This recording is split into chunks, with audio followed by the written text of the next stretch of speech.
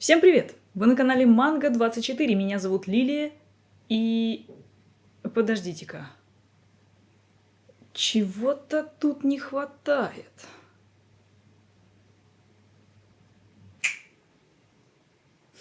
И сегодня я расскажу вам самые интересные новости мира манги в России за первую половину декабря. Издательство Азбука как будто бы в этом месяце отдыхает, потому что новостей у них совсем немного. Но лучше немного новостей, чем полное их отсутствие. 1 декабря из печати вышла «Моя геройская академия», книга 16. 11 декабря из печати вышла «One Piece», тоже книга 16. А 14 декабря в печать отправилась 13-я книга Наруто. 37-й, 38-й и 39-й тома внутри. У Наруто прям хороший темп выхода.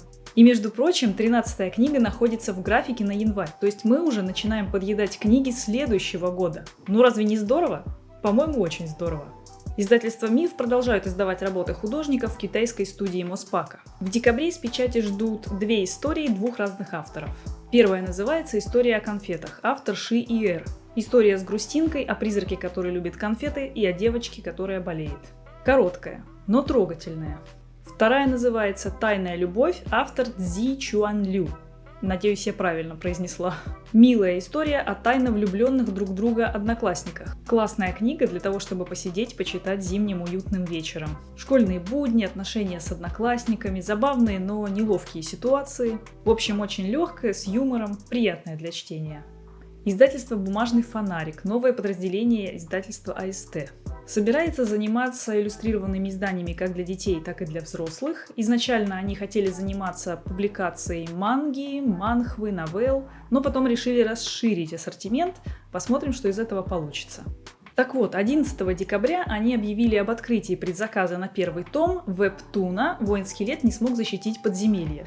Зачем авторы делают такие длинные названия для своих произведений? В общем, если кому-то нравится вебтун «Воин Скелет не смог защитить подземелье», то знайте, теперь его выпуском будет заниматься «Бумажный фонарик». А книга ожидается в январе. History Comics 5 декабря отправили в печать продолжение манги «Истребитель демонов». Для предзаказа доступны 13, 14 и 15 тома. 15 декабря сообщили, что совсем скоро будет отпечатан тираж манги «Горние звуки». На книгу еще можно оформить предзаказ. А пока издательство предлагает ознакомиться с первой главой книги, которая доступна для чтения в группе издательства ВКонтакте в специальном альбоме. Очень классная возможность прицениться к книге, посмотреть, нравится ли вам рисунок и история, если вы с ней не знакомы. Смотрите, читайте, решайте, покупать или нет. Фабрика комиксов решила разбавить ужастики историями полегче. 5 декабря объявили, что в печать готовится первый том манги Гяру «Не могут быть добры к Атаку». Ну вот, опять длинное название. Жанр школьная комедия. Повествование, кстати, очень похоже на маньхуа «Тайная любовь», о котором я говорила чуть раньше. Короткие истории об отношениях одноклассников. С 7 декабря в печать готовится 5-й том манги «Эльф не может похудеть». Тоже комедия, и, как понятно из названия, речь пойдет о проблемах переедания. Очень актуально в преддверии новогодних праздников. 9 декабря в печать сдали однотомную мангу «Истории сумочек» о сумочках и их прекрасных обладательницах. Содержание сумочки может очень многое рассказать о ее хозяйке. Особенности характера, склад ума, сиюминутное настроение, жанр повседневность. Ну а кому не интересны все эти хихоньки и хахоньки и хочется почитать историю посерьезнее, 8 декабря в печать отправился первый том манги «Судзуки просто хочет жить спокойно». Жанр драма сёнэн. Одинокая девушка Судзуки, по совместительству наемный убийца, ну а почему бы и нет, вынуждена присматривать за мальчиком, которого сама же и спасла от коллег по ремеслу. Ну а если драмы вам покажется недостаточно, то 14 декабря из печати вышла однотомная хоррор-манга «Адская колыбельная». Издательство Реанимедиа 4 декабря запустили предзаказ на бокс по манге «Выдающиеся звери».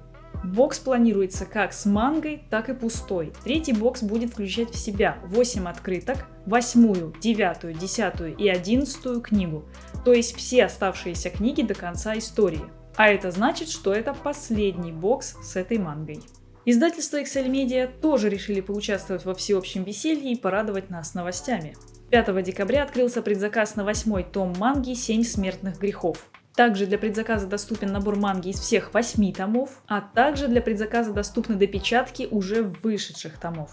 11 декабря открылся предзаказ на 9-ю книгу манги «Шаман Кинг». Дата выхода книги в официальном магазине XL Media стоит март 2024 года.